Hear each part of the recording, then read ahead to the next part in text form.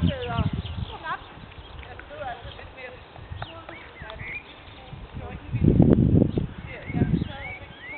Jeg kan. Nej, men det er så pænt nok ud. Så var frem igen. Han lige meget fat i tøjet. Ja, det var det, jeg var lige ved at forberede den. Så skal man være ikke alene foran hesten, man skal også være foran underviseren.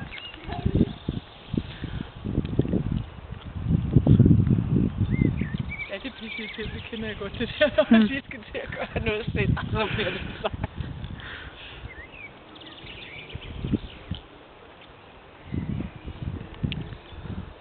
Ja, rigtig pænt.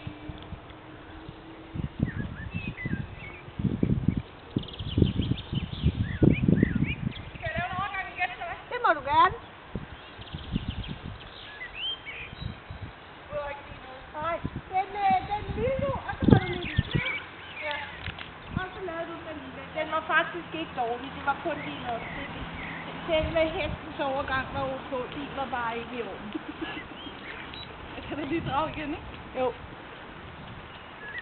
Men den er jo super flink og reagerer rigtig på tingene.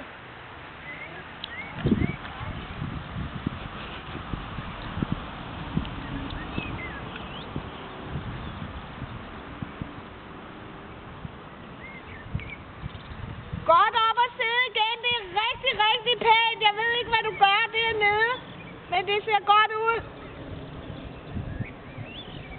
Godt op og sidde, albuerne på plads, overgang til skridt.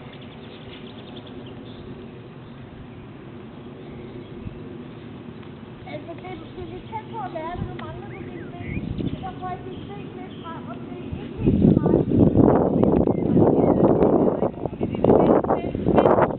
Dit overdel var god, nu var dine ben. Altså, vi er lidt nede i detaljerne, men du kan lige så godt få dem. Jeg skal finde ud af at koordinere mine kropsbevægelser ordentligt. Hvis jeg fokuserer på armene,